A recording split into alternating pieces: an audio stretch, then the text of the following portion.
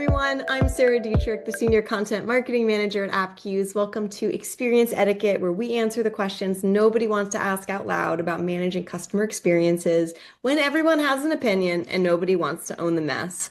I am joined by my co-host. I'm Elana Heffley, and I'm the Director of Customer Marketing here at Appcues. Thank you so much for joining me today, Elana. We're finding our groove with this, right? People are excited. People have a lot of emotions that they want us to go through with them. Yeah, I think the thing that's really interesting is especially like the questions that we've started to see, the emotional component is directly tied to how people feel like they don't actually have ownership over certain things, but they're still expected to move things forward. You can get frustrated a lot more easily, but you can't dig yourself out of that frustration because you're not the owner of things. It's just kind of a weird spot to be in for a lot of people, I think. Yeah, and I've never been in that situation from that angle, but it's a very frustrating place to be where you want something to change and you can't. So Yeah. I'm very excited. This next question that we have for this week is, I feel, very pertinent in today's modern society. Dear Experience Etiquette Elana, first, did you know your name is E, which is basically screaming? It's usually how I am in general, so like that tracks. It's very on brand.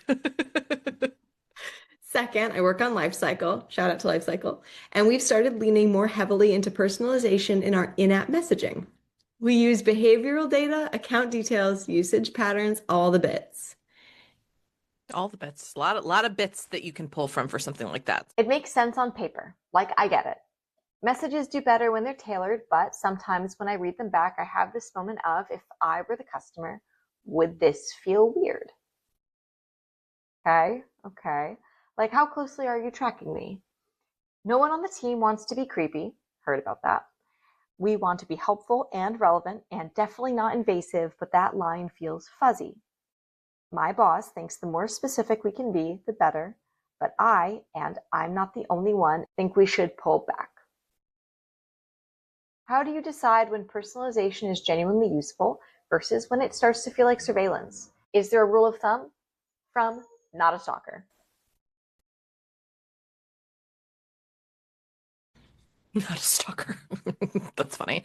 So, first of all, not a stalker. Empathize with the position you're in. Very similar to basically a janitor's question last week, right? Where you are just kind of trying to figure out how you have to manage up and manage around and manage side to side. And that is a web to deal with. So, totally understand where you're coming from. This is one of these many, many fine line conversations that you have in your type of role. So respect that you're just trying to address it directly instead of just doing what your manager's telling you to do, and an exercise in how you, not a stalker, are trying to manage up and educate while you're also trying to execute on the things you're supposed to be doing. So good job, at least for that. I think the fact that they're trying means automatically they're not a stalker, right? 100%. You're asking the question that means you're not a stalker, right? Which is like, would this feel creepy to me? Would this feel like it's too much to me? Like, by doing that, you've avoided being a stalker. So good job for not being a stalker. And I'm glad it sounds like that nobody on your team wants to be a creep. That's just a good sign of like a good workplace culture. So that's another check for you.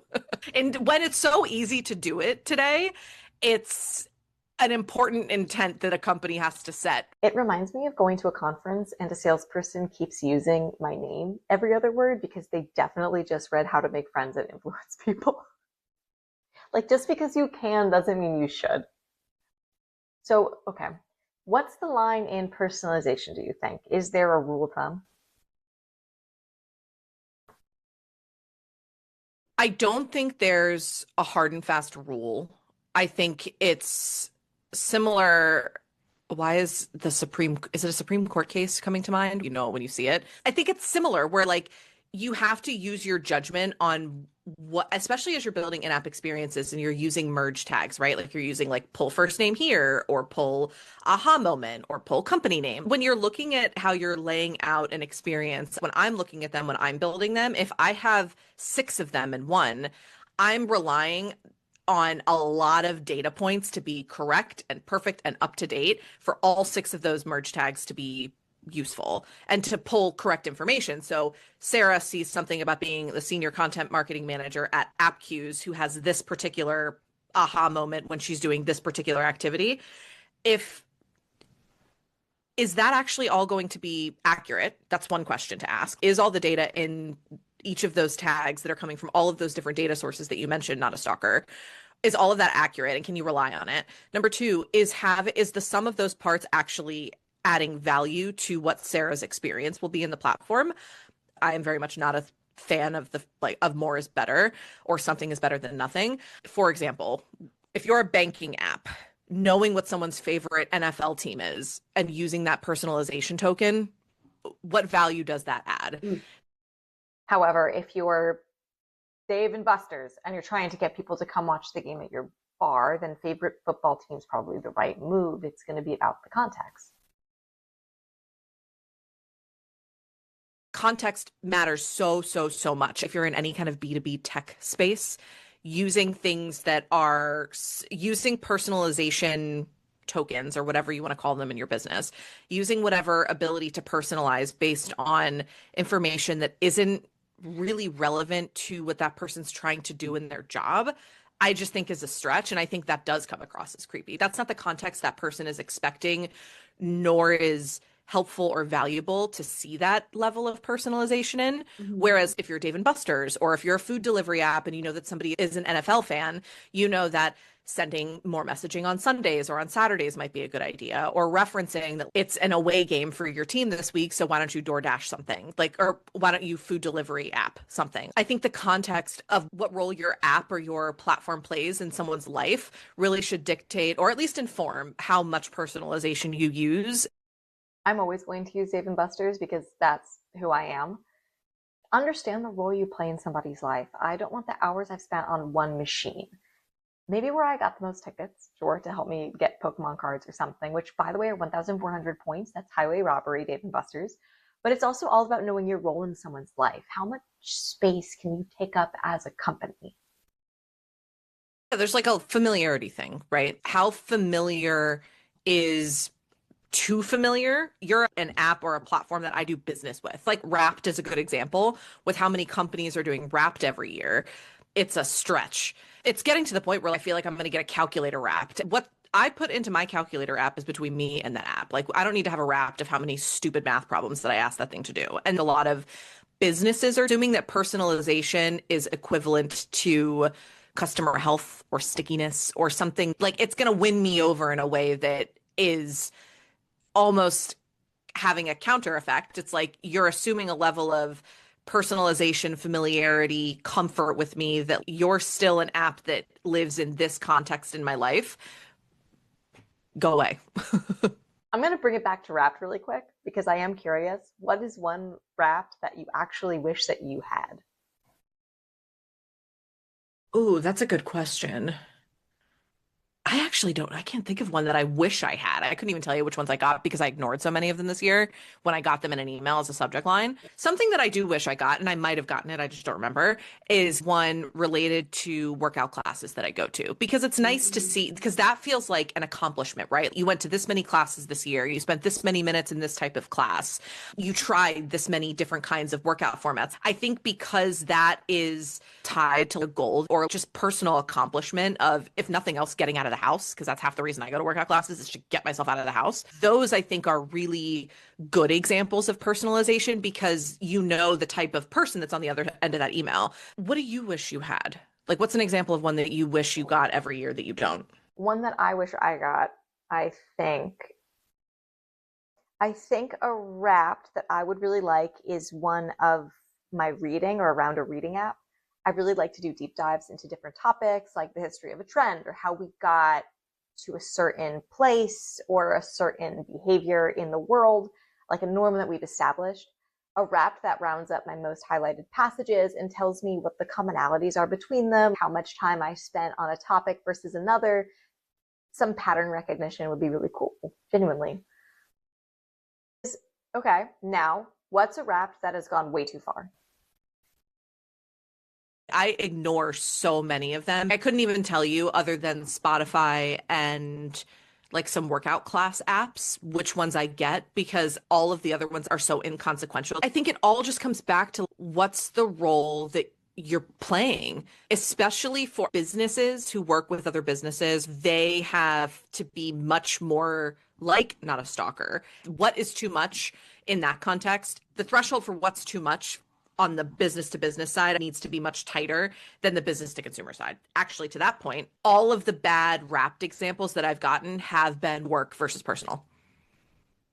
What would make the work ones actually work, right? Connecting it to what you know to be a pain point or an objective in my job. That's when personalization can be powerful. And I think we often, especially at work, over index on the metrics themselves and not what we know that those metrics mean for your job. Most things that would be welcome on an app that you use in your real life versus an app that you use for work, pretty much if it works on one side, it won't work on the other, I think is kind of the line. The level of personalization has to have empathy for that very real shift in how people think about the boundary between work and personal.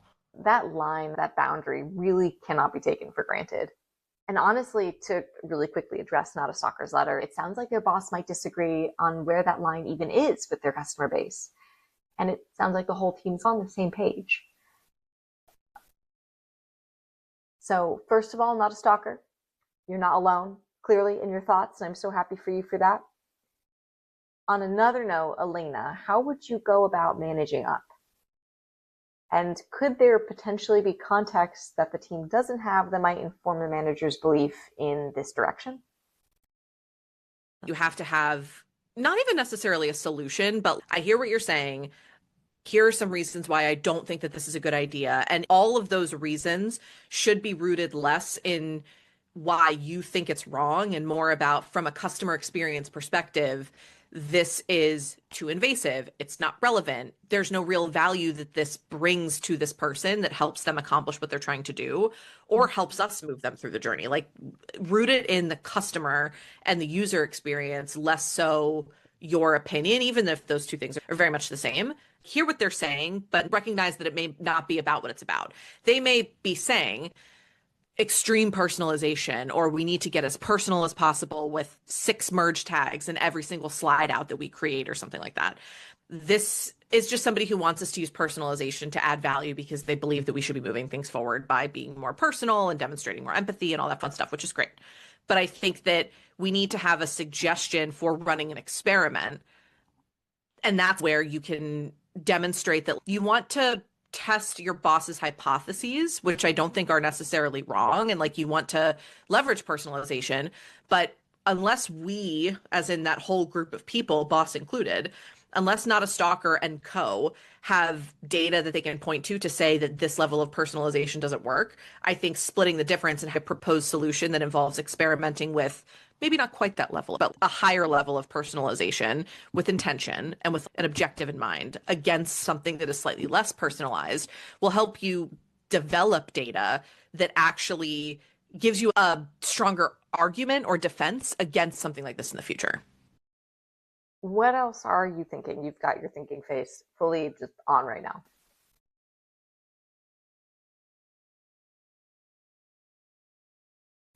I think there's also what I'm gaining, and Not a Stalker, let me know if I'm reading this wrong, but what I'm gaining is that they have a lot of data at their disposal, but they haven't really tested personalizing much, if at all, yet.